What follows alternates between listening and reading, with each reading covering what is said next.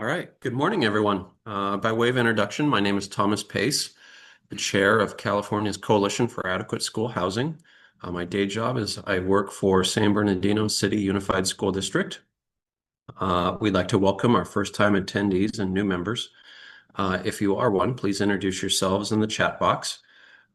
If you're an attendee, please make sure that you're muted and utilize the chat box for all questions. We will monitor the chat box and try to answer all questions. As a reminder, please refrain from marketing in the chat box. Networking and mixers. We have several opportunities for the public and private sectors to come together and learn from one another. In Clovis, San Diego, my hometown, go San Diego, go Padres, and here in Sacramento with SB James Construction. So over the next few months, we'd like to invite you out. So put them on your calendar. We have further workshops coming up. The school facility program application process, and we're going to hear from OPSC in a few seconds. So I'm sure they're going to love to see that we are providing professional development in the way of the application process and preparing for audits and closeouts. Always a stressful time within a school district. Our fall conference is coming up faster than I'd like. We have moved locations. If you remember from last year, we've traditionally been at the Hyatt in Newport. We are now in Irvine. So please mark your calendar for October 7th through the 9th and hope to see you all there. And up first, we have Brian LePasque with OPSC, speaking of the application process. So what is new in the world of OPSC, Brian? Good morning. Not a whole lot. It's actually, I don't want to say it's quiet. There's lots of things going on, but compared to like say this time last year, it's a little bit quieter. We're doing kind of finishing touches on Prop 2 now, which is kind of crazy to say out loud, honestly. It's been a long journey, but it feels like it's gone very quickly. Um, I've said it a lot of times here and elsewhere, but I'm really proud of what we accomplished together, not just OPSC, but all of you as well, helping us out through the process.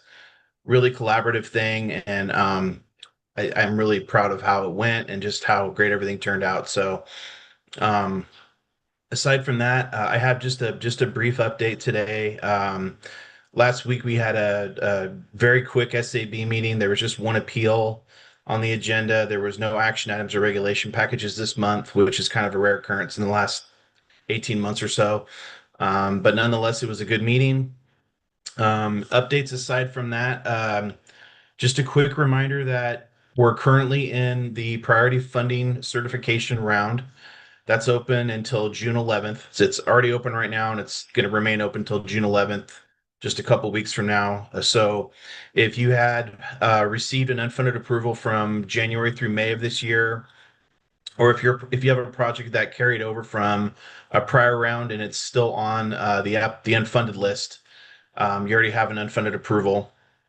You can submit a certification to participate in the upcoming priority funding apportionment cycle, which will be in the fall of this year. So the certification that ends on June 11th just means that you'll be eligible to receive an apportionment between July 1st and December 31st of this year. Typically, those occur right around September, October timeframe.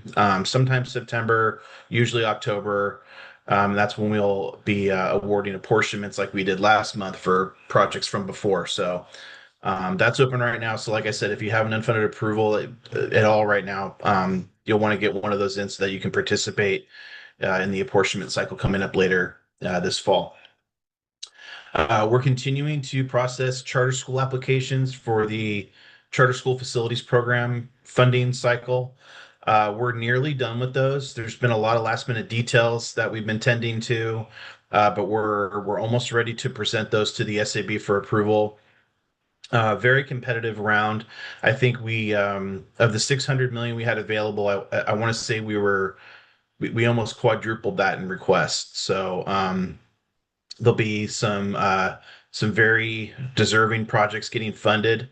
hopefully in the very near future, we're trying to tile that up right now. And then additionally, we're processing applications for the current preschool, transitional kindergarten, and full day kindergarten program. We have roughly 40 million available for those projects, and we anticipate taking those probably later this summer. We just received those not too long ago, and our team is busy working through those. So that's where most of our focus is right now. Aside from our standard SFP processing, our extra firepower is working on that stuff right now. Um, Update on the 5-year master plan regulations. This was a big topic last year. Will continue to be, I think, as well. Those regulations were approved by the state allocation board in January, and then they just became effective on May 4th, just a couple weeks ago, when they received approval from the Office of Administrative Law. So until 1 year from that date, until May 5th of 2027, the master plans are due for, and this applies to any project that was submitted to OPSC October 31st, 2024 or after. The master plans are due later in the process. We have a very thorough chart that's up on our website, and then our regulations articulate those deadlines, but it's basically towards the back end of the project when the master plan would be due. You just submit a school board resolution when you submit the application acknowledging the requirement. And then starting May 5th of 2027 is when current plans will be due at time of application. So it's a little less than a year away now. It's, roughly 11 months and change from now to prepare for that, to be able to submit your 5-year master plans when you submit an application. If you go to our website and just search 5-year master plan, you'll be able to find more information on that. It's also articulated on our regulations. And then if you have any questions, please reach out to us. We have staff dedicated just to this purpose, and so we have plenty of assistance for you if you need a hand, if you're curious about how it works or where to find the guidelines or the checklists, or when something might be due. We're happy to help you out with that. So please reach out if you do. We've been conducting OPSC online workshop series. We started a few months ago. We have 2 more of those planned for June. The first one's on June 5th, and it'll talk about financial hardship, both phase 1 and phase 2 approval process for financial hardship. And then on June 26th, we'll be discussing mod funding and that workflow in OPSC online. Just a quick reminder on those. Those are not program workshops. They're so that we're not going to be talking about a lot of the nuance of the actual programs themselves. These are intended to be OPSC online walkthroughs. So the focus is on OPSC online functionality. And I mentioned it before, but just in case anyone was unaware of why we're doing that, we have regulations that recently passed that actually makes submittal through OPSC online mandatory beginning January 1st of next year. And so we're doing these for the rest of this year, twice a month, to support that, to make sure that we've gone through and kind of walked people through and show them how to use OPSC online. We really feel like it's a pretty intuitive process to go through our database once you've done it a couple times. Like with anything brand new, it's a little different, if you've never gone through it before, but we're hoping that it's easy to use. We've done extreme amounts of testing and processing and just kind of, living with it. We do all of our work in that database, and we find it to be very useful. So we're hoping that you find it to be useful as well. So those workshops will continue throughout the rest of this year, but next month we'll be talking about financial hardship and mod funding. And then lastly today, we're currently receiving Career Technical Education Facilities Program applications through June 30th. This is going to be the 7th funding cycle for that program. There will be an 8th cycle as well. We're splitting the 600 million that Prop 2 made available between this cycle and next year's 8th cycle. If you're unable to make it into the current cycle, or if you have a project that isn't funded and you want to resubmit for next year's cycle, You want to make sure and get your grant applications to the Department of Education for scoring by I think it's December 1st of this year. I don't think it's the 31st. I think it's the 1st.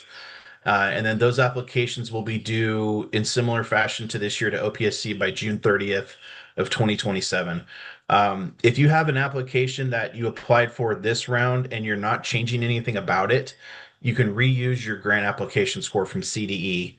I don't think you have to even resubmit it. You might need to just get a fresh letter, but you won't have to go through that whole review process with them if it's the same project.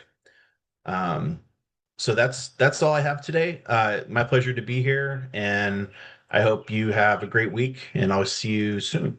So, Brian, I've got two quick questions for you. They're very important. Yeah. Today is National Flip-Flop Day. Are you a flip-flop person? I'm a lover of Olakai flip-flops. Yes, I have, I think, 3 pairs of them. Three pairs. You're devoted. So today is your day. So hopefully you're rocking the flip-flops. I don't The have them se on right now. the second question is, do the Knicks have a legitimate shot at winning the NBA championship? You are the They prognosticator of all things basketball. So won 11 straight, I think, if I remember correctly. yeah, yeah. Um, Not a huge NBA fan. I do love the Kings. I used to be a really big NBA fan. I don't know why I'm not anymore. I tend to watch football a lot more during that time of the year. But I think the Knicks have a really good chance. We'll see if it's the Spurs or the Thunder that they're going to face. But I think either way, I think they have a very good chance. But I would have to probably give the edge to um, either the Spurs or the Thunder. Well, you heard it here first. OPSC, Brian LePask is calling the Knicks.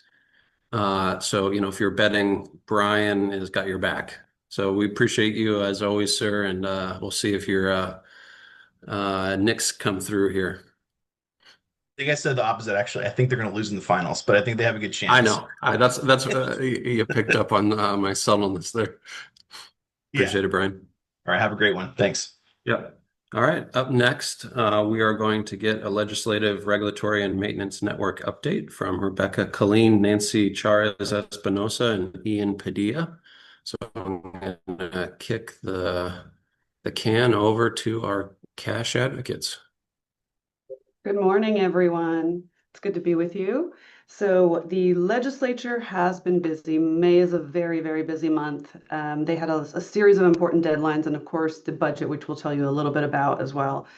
So first off, where are we in the legislative cycle? On May 14th, they had a couple of important events. First off, it was the fiscal deadline, meaning it was the deadline for the appropriations committees to take action on all of the bills in their on their agendas, which is most of the bills, because most bills are deemed to have a state fiscal impact. And they dispensed with record numbers of bills, or a very high number of bills. Couple of highlights on bills of particular interest to us. AB 2067, Patel, our cash sponsored bill. That bill is the one that would extend the sunset for leaseback. It is halfway through the process and actually pending hearing by the Senate Education Committee next week on June 3rd. So please do get your letters of support in to the Senate Education Committee. If you sent one previously to the Assembly Education Committee, thank you so much. Unfortunately, the Senate requires new letters to be sent. So same exact process. Please look at I think it's May 11th Cash Weekly email that has an updated template and instructions, and we're trying to make it as painless as possible, but it really does matter. So thank you in advance. The other bill I wanted to mention is SB 1014 by Senator Grayson. This is the one that would require LEAs and other public agencies to provide developers with a list of on or off-site improvements that may be required in connection with residential development projects. And we would be required to provide that list within 30 days of the submission of the preliminary development application, when not all of the project information is available. The authors have agreed to remove school districts from this bill. Yay. We expect that to be done in the policy committee and a policy committee in the Senate. It will probably be heard by two policy committees, so we're hoping for the earliest, of course, but either one works. That bill is in the Senate as well. The other thing we wanted to talk about briefly, if I could have the next slide, please. Do we have the CSFRI slides here? Thank you. So CASH is involved with what is really a separate organization here, California School Facilities Research Institute. If it's new to you, I'd love to tell you a little bit about it. So it's a nonprofit research organization that raises funds to produce validated studies on the nexus between school facilities and student outcomes. And we just published a study in March that we are particularly excited about. Attendees at the CASH annual conference received a preview of the report from the lead researcher. Can I have the next slide, please? So a little bit about CSFRI. Our board and supporters contribute money, and many of the businesses that are members of CASH also contribute so that we can put out RFPs and secure this independent professional research to be done. Can I have the next slide, please? So about the study that we just released in March, the key question was, do facility investments lead to improved student outcomes? Now, for many of you involved in this work, you probably feel like you already know the answer, but because we're in conversation with folks that we really need to persuade, we wanted the strongest evidence possible. So we asked these independent researchers to look into this question. And we hope that these data, this report, will be a resource for those who are in positions where you need to persuade, whether it be your school board, your voters, or state policymakers in our case, about the potential benefit of these facility projects for students. Next slide, please. So to examine this question, there was a qualitative piece of the study, but this focuses on the quantitative study. We looked at school districts. We wanted districts that were very similar to each other. So we looked at districts just above or below the bond passage threshold. And then we looked at test scores several years out. So we controlled also for district size, geographical region, things like that. I have the next slide, please. And here's the exciting part. Exciting even to our researchers, the effect that they found was even stronger than they anticipated. So we can now say definitively that there is strong causal evidence that increasing spending in school facilities improves district test scores in California. And we also took the step of trying to quantify the magnitude of that impact. So we can say that these facility investments are akin to 3 to 4 months of additional instruction, which for any educators out there, you know that that is pretty significant. So the learning environment is that powerful a factor to the educational outcomes of kids. And let's see, next slide, please. When did we see this effect? We saw it emerge about 4 to 6 years after bond authorization. So that really takes into consideration all of the planning time, the financing time, state approvals, things like that. So it sort of reinforces that the effect we are seeing is due to these facility investments. Next slide, please. So this is my last one on this topic. Just wanted to share with you, this is where you can find the report that I'm referencing and also a 2 to 3 page research brief that summarizes it. Maybe you want to start there and decide if you want to read the full report later on. But we're very excited about this. We wanted to share it with you, and we hope it will be a valuable resource. And that is all from me.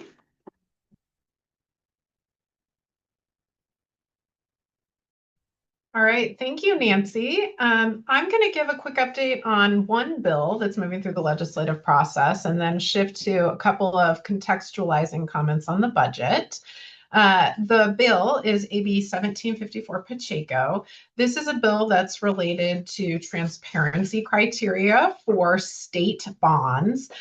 CASH does not currently have a position on this bill, so it's a watch scenario, but we are watching it closely because it could have potential impacts on our efforts for state school bonds.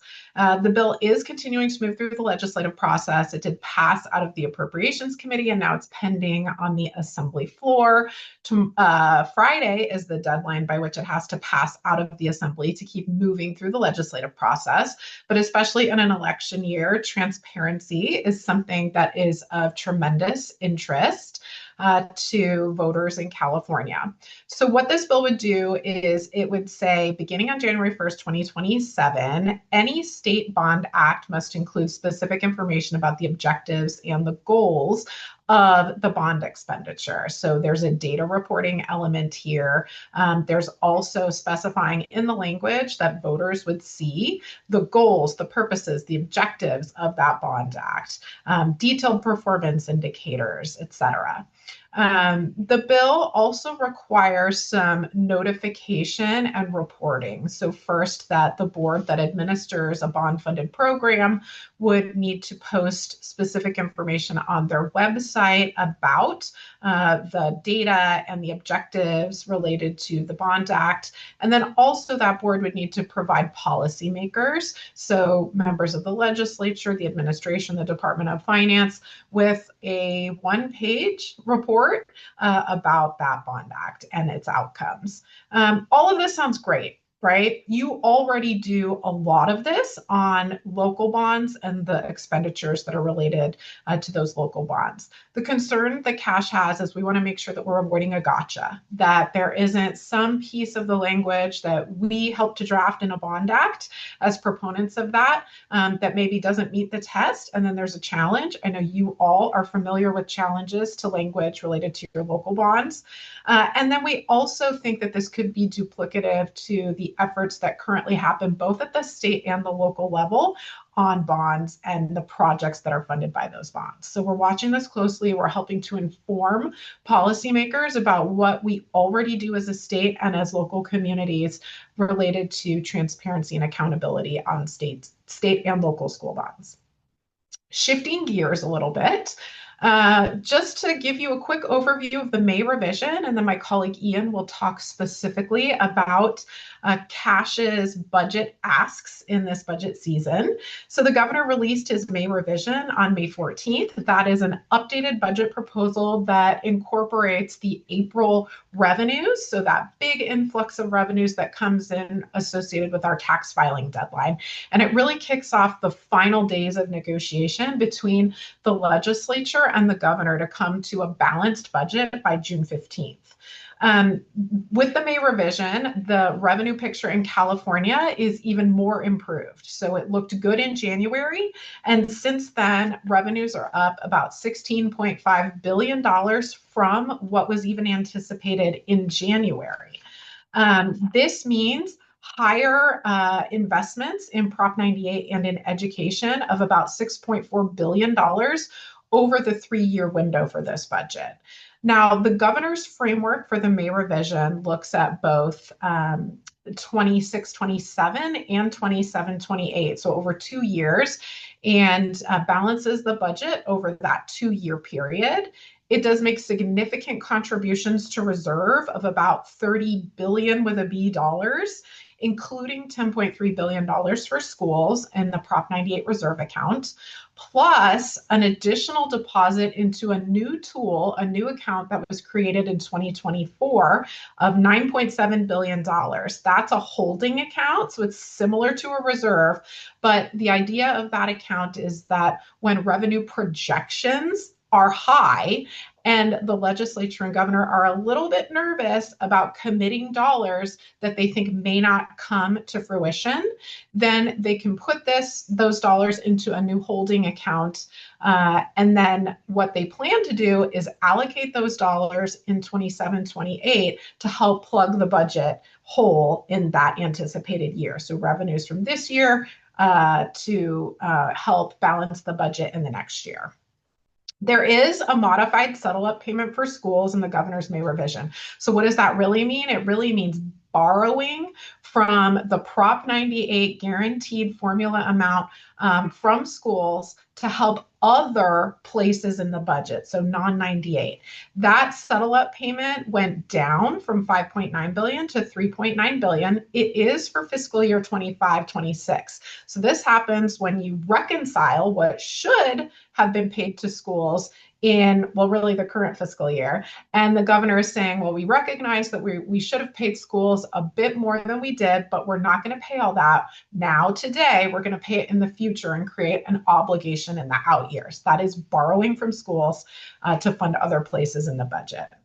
Good news for schools, however, is that there is a super COLA that is included in the governor's May revision. What's a super COLA? Super COLA is both the statutory COLA amount, so the formula that tells us what that COLA will be, and that's 2.87%. But then the governor is going to make a discretionary COLA payment to schools of 1.4% to bring that number to 4.3% overall. But there's a catch. The governor says you get this extra new money, but I'm going to create an extra new obligation on schools as well. And that comes in the form of a proposal for 14 weeks of paid pregnancy leave. Some of the education management groups here in Sacramento have concerns about that, kind of using revenue in this really positive year to create a new ongoing obligation for schools when it is likely that revenues will drop in the future.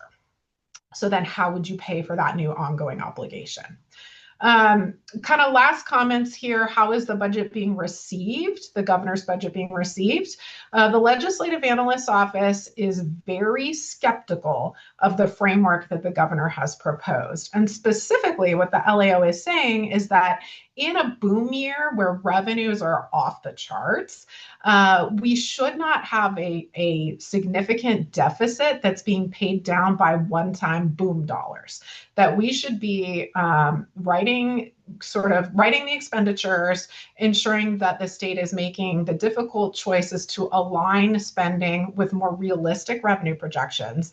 And what they are saying is that even a moderate slip up in revenues, meaning a dip in the stock market that affects our high income earners, could have significant impact on California's budget and expose an even bigger structural deficit. So they do give the governor kudos in saying that this May revision budget does fix about half the structural deficit problem in the out years.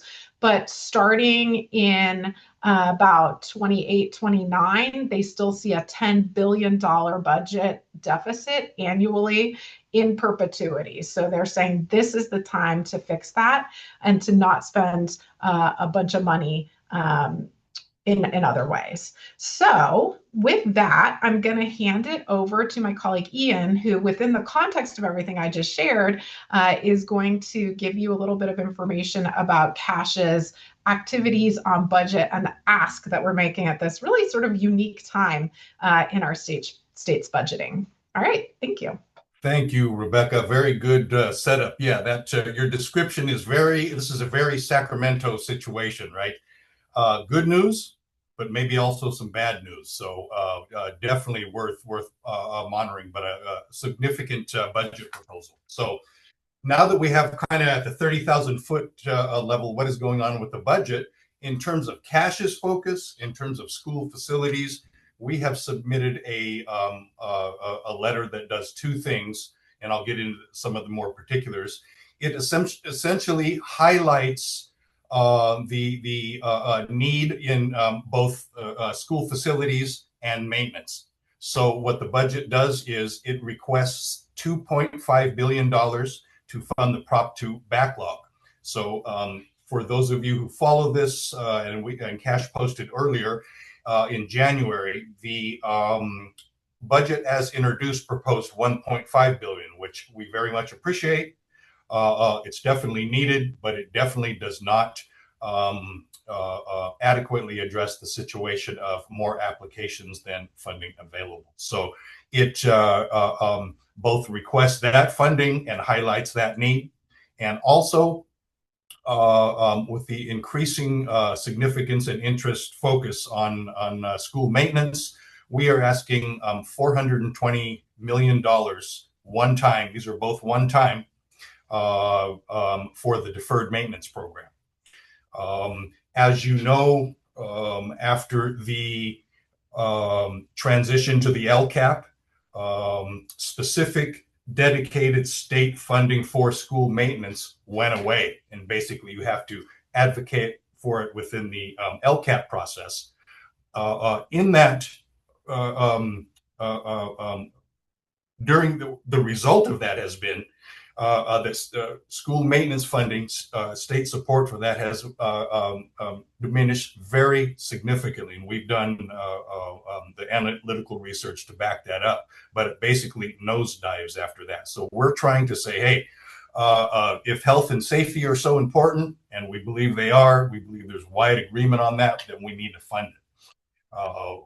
And some of you are aware of the state auditor's report, which highlights a variety of issues with regard to this Williams inspections and oversight process. But one of the things it points out, and it's very significant, is the underfunding and lack of dedicated state funding for school maintenance. And of course, we highlight the state auditor's argument because it's one that Cash has been making for a long time. So again, that's a long way of saying during this process where there's challenges and opportunities in the budget, particularly for one-time funding, we were both raising the flag on these important public policy issues and trying to get that funding. So stay tuned on that. I'll do a couple of bills more on under the maintenance network, kind of a flag. School safety, right, continues to be an issue. So there are two bills this year proposed, one in the Senate, one in the Assembly, that relate to the school safety plan. The first one is AB 1721 by Mr. Marisucci, and that is a relatively modest, we think, approach that convenes a work group, CDE and other relevant state agencies to convene a work group to say basically and develop what should be in a school safety plan. So we don't have a position on it, but we certainly support that approach. It brings in stakeholders, nothing radical happens, and you think, and so it can continue to develop as a resource rather than kind of a regulatory gotcha approach. So we like that approach. The other bill, however, is SB 1140. And that bill also focuses on the school safety plan. But what it says is that you must prohibit unauthorized personnel related to construction sites and basically outside folks in the school safety plan itself. So we don't see anything particularly, we are very concerned about perimeter safety, but we like the more generalized approach rather than the more focused approach. We think it'll be much more effective overall. So we'll see how those go. Both of these bills have traveled through their respective houses, are on the other side now, and none of them have received a no vote. So again, a lot of interest in school safety. We'll see how these two bills kind of actually, we'll talk about them a little bit in the Cash Legislative Advisory Committee next week. So, excuse me. The last thing I'll say, a couple of things related to the maintenance network. One, today from 3 to 4, the Cash Maintenance, Sustainability, and Environmental Committee is having a 1-hour Zoom. And I'm going to focus on a couple of things. One, there's a bill, AB 1642, related to site contamination and wildfires. We're going to talk about that. And we're also going to talk about the facility inspection tool, some of the discussions that are happening about updating it and things related to that. And then also, and then I'll stop. In the fall, the Cash Maintenance Network is doing in the process of scheduling 3 to 4 in-person workshops, essentially, I think almost all day, focused on these maintenance issues, which we continue to hear questions and requests for more training about. So a lot of these issues I'm talking about, other ones related to school maintenance, we'll be diving pretty deeply into those. So look for those in the fall. We'll certainly remind you as we go forward. So thank you very much. If there's any questions, certainly let me know. But that concludes my presentation. Tom? Well, thank you, Ian. I appreciate the time. You're looking dapper as always. I think we're having the same haircut going on today. Yep. So up next, we have Nancy to talk about the School Energy Coalition. So welcome back, Nancy, and take it away. We're actually going to keep it moving along today with no update from School Energy Coalition. Oh, perfect. Well, I'm glad that I got to see you again. All right. So, and I'm not sure. This is fun. So I get to welcome Ian back up. So, Ian. Yes. Hello. Yeah, And I'm going to it's use been a while. the previous script. Nothing new on nothing new in the federal network right now. Of course, a lot of things are going on at the federal level, but nothing new this month with the CFN.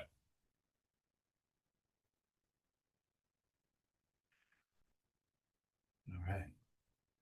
All right. Good morning, everyone. We are in the process of planning for the 48th annual conference for school facilities is underway. And thank you for those that submitted the workshops. If you missed that opportunity, just continue to think about maybe being a part of a workshop that's already planned for. The annual conference planning committee meeting will be held virtually today with an introduction to the Strand subcommittees, co-chairs, and starting the process of reviewing all the educational session proposals. So we will get started at looking at what was submitted, and if there's any questions, we'll be reaching out to everybody.